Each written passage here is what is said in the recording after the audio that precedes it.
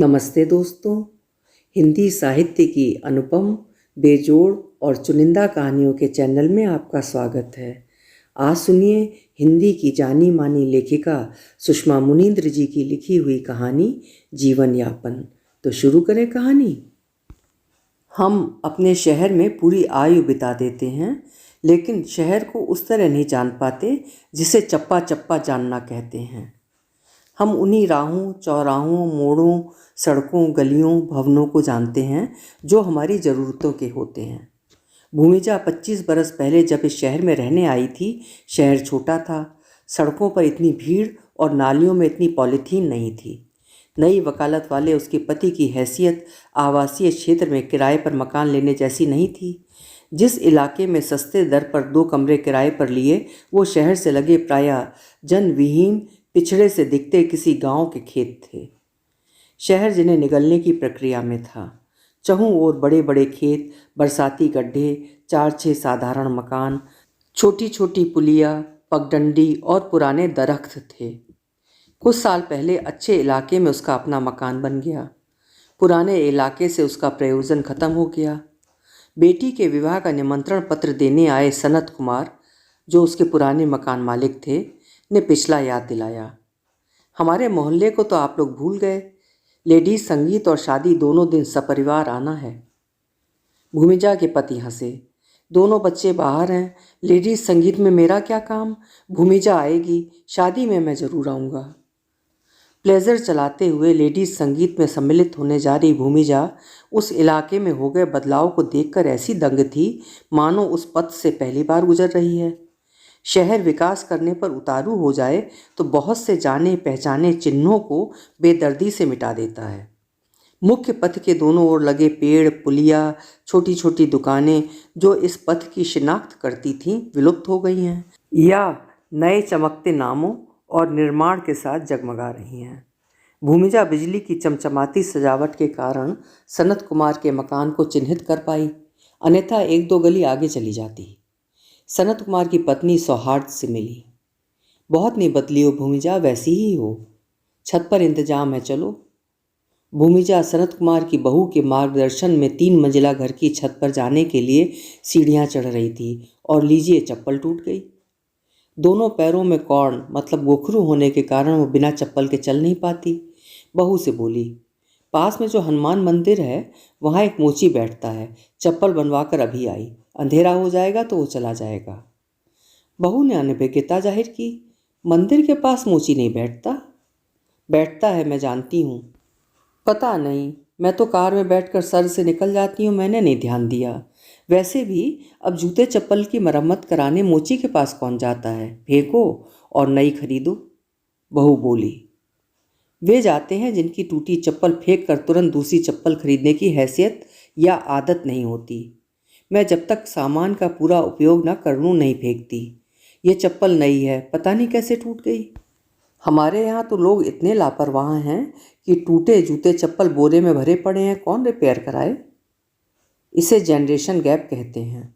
आर्थिक कठिनाई से गुजरी भूमिजा को बचत की आदत है। ये सरप्लस मनी वाली पीढ़ी उड़ा रही है।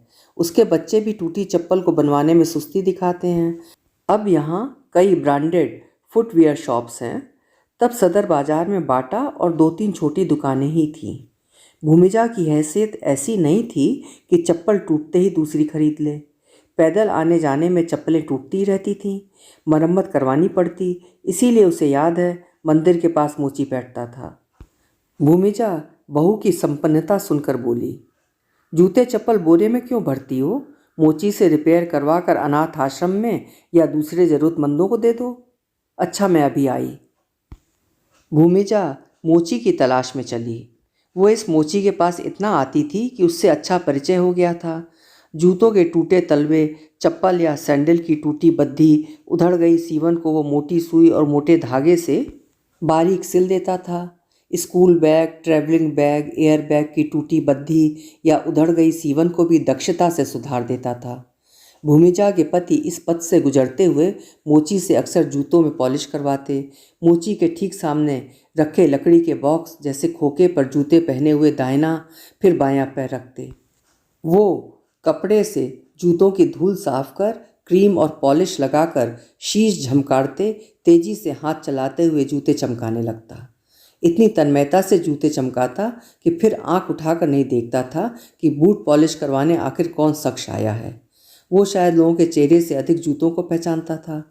बूट पॉलिश से प्राप्त पैसे को सलाम कर माथे से यूं लगाता जैसे सलाम उसकी कार्य प्रणाली का एक हिस्सा है। भूमिजा के भीतर दया भाव उपजता। पति से कहती, तुम्हें जूतों में पॉलिश करवाने का कितना शौक है।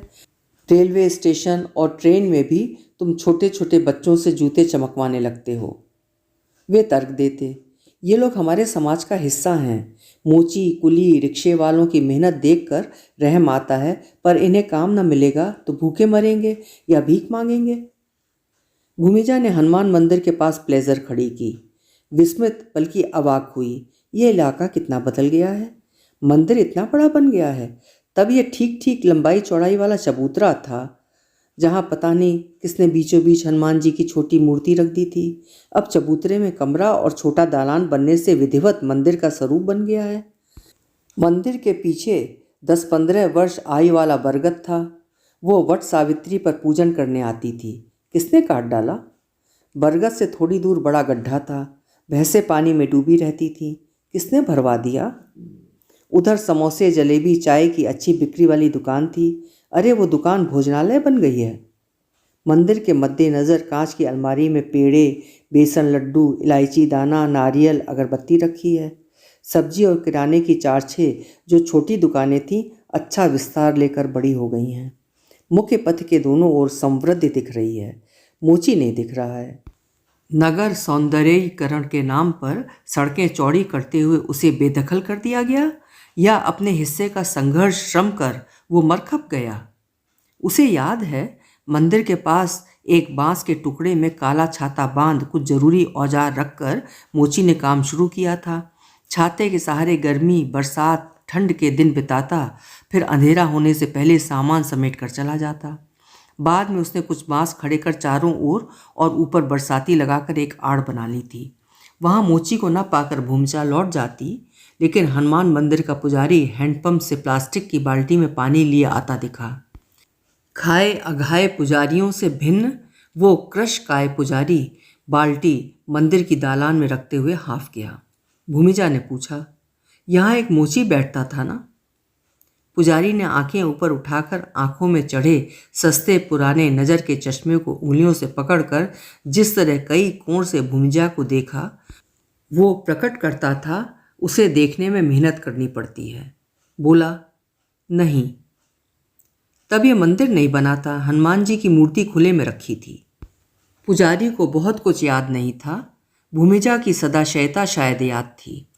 भूमिजा ने उसे नहीं पहचाना, जबकि भूमिजा के अच्छे स्वास्थ्य के कारण उसने पहचान लिया। एक प्रसन्नता उसके चेहरे पर दिखी। भेद अब तक ना कहा था, भूमिजा से कह दिया, मैं ही मोची हूँ, किसी से कहेंगी तो नहीं? एक समय था जब ये औसत कद और सुडौल चेहरे वाला युवक था। कितना बूढ़ा और दुर्बल लग रहा है। वो बहुत चौंकी। तुम मंदिर में आ जाइए। भूमिजा उसके साथ मंदिर के भीतर चली आई। हनुमान जी की मूर्ति यथावत बीच में है। दीवारों पे 3 ओर बने छोटे खाने में शंकर जी, गणेश जी, दुर्गा देवी की मूर्ति रखी है। पुजारी कैसे बन गए? जूते चप्पल सुधार का पेट नहीं चल रहा था। गांव चला गया कि बनी मजूरी, मतलब खेतों में मजदूरी कर लूँगा। एक बच्चा था, घरवाली उसे लेकर पता नहीं कहाँ चली गई। माँ बाप मर गए। गांव में मन नहीं लगता था, वापस आ गया। इस मंदिर में कोई पुजारी नहीं था। मैं यहीं पड़ा रहता, फर्श धो देता, हनुमान जी को सिंदूर चढ़ा देता। बाल बढ़ गए, दाढ़ी बढ़ गई। सामने से गुजरने वाले ₹1-2 रुपया चढ़ा देते। पुजारी वाले कपड़े पहनकर मैं पुजारी बन गया। किसी ने पूछा नहीं अचानक यहाँ कैसे रहने लगे? बहन जी, पंडे पुजारी को लोग सम्मान करते हैं, सवाल नहीं करते। भूमिजा उसकी बात से प्रभावित हुई। ठीक कहता है, गेरुआ बाने का एक प्रभाव सम्मान और भय होता है। गेरुआ वस्त्रों ने इसमें इतना आत्मविश्वास भर दिया है कि उसे बहन जी कह रहा है। पहले कोई संबोधन नहीं देता था, संकोच करता था, इतना कम बोलता था मानो मूक हो। अब अच्छी भाषा बोलने लगा है। उम्र बढ़ने के साथ शायद अच्छा सोचने और बोलने की तमीज़ आ जाती है। वो भी छोटी उम्र में जिन आयामों पर सरसरी तौर पर सोचती थी अब गंभीरता से सोचती है। कभी किसी ने तुम्हें पहचाना? कौन पहचानेगा? मैं ना बताता तो आप ही ना पहचानती। यहाँ पर जो मोची बैठता था कि उसका क्या हुआ, जानने की किसे फुर्सत है? बहन जी, हर 8-10 साल में हमको जानने वाले लोग बदल जाते हैं, कहीं चले जाते हैं या व्यस्त हो जाते हैं, न जानने वाले आ जाते हैं। कितना अच्छा सोचने लगा है। प्रत्येक 10 साल में एक पीढ़ी युवा हो जाती है। किशोर किशोरियाँ अगले 10 साल में युवा होकर एक नई पीढ़ी का ऐलान कर देते हैं। ठीक कहता है, आसपास से बेखबर रहते हुए लोग अपने में इतने व्यस्त रहते हैं कि इसकी ओर किसी का ध्यान नहीं गया होगा। जिनका गया होगा, धर्म को लेकर उपद्रव करने की उनकी वृत्ति नहीं होगी। नाम मात्र का मंदिर था, इतना अच्छा कैसे बन गया? अपने गेरुआ वस्त्रों की ओर संकेत कर बोला, इन कपड़ों में ताकत होती है बहन जी। हनुमान जी को छाया चाहिए कहकर मैं आसपास की दुकानों में चंदा मांगता था। धर्म के नाम पर लोग कुछ ना कुछ दे देते थे। पहले खंबे और छत बनी, दीवारें बाद में बनी। एक भक्त ने टेबल फैन दे दिया, भोजनालय वाले ने बिजली का कनेक्शन दे दिया। कुछ भक्त व्रत अनुष्ठान का सीधा मतलब अनाज कपड़ा दे जाते हैं। गुजर हो रही है। पहले हनुमान जी थे, अब शंकर जी, गणेश जी, माता जी भी हैं। मंगलवार और शनिचर को 4-6 भक्त हनुमान जी के दर्शन करने आ जाते हैं।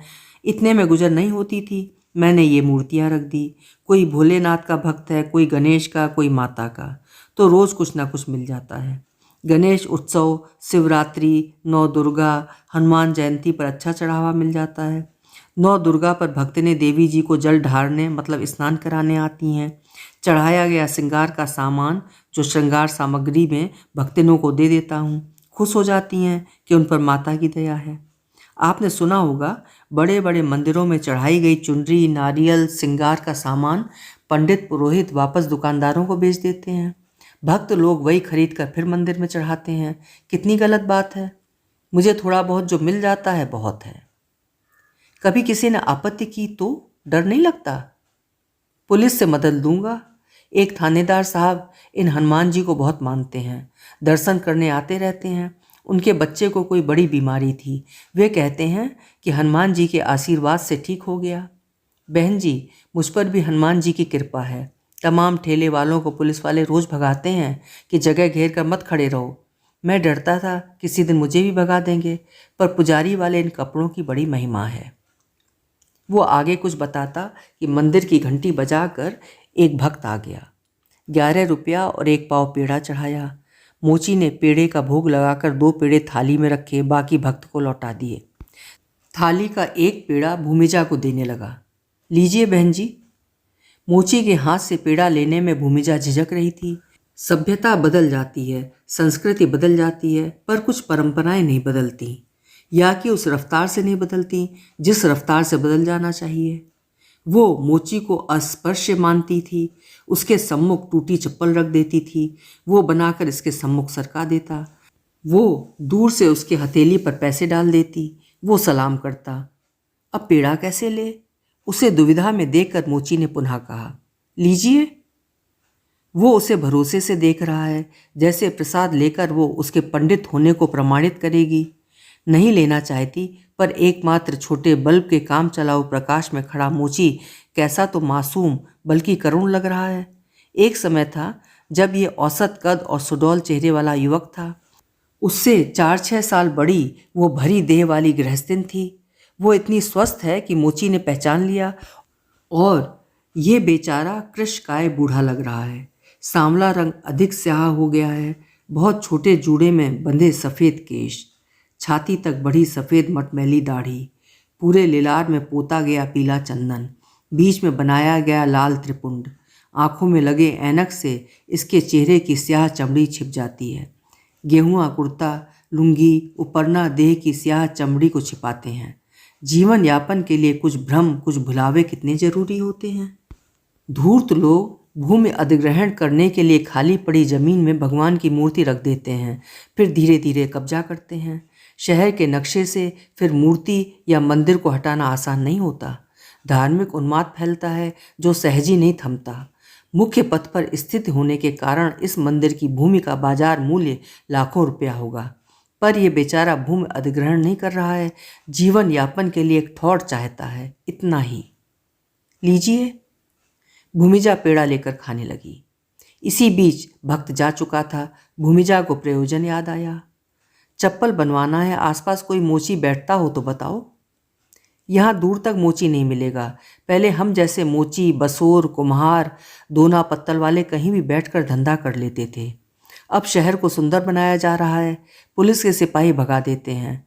प्लास्टिक ने बसोर, कुम्हार, दोना पत्तल वालों का धंधा मंदा कर दिया है। और मोची, अब टूटी चप्पल कम ही लोग बनवाते हैं बहन जी।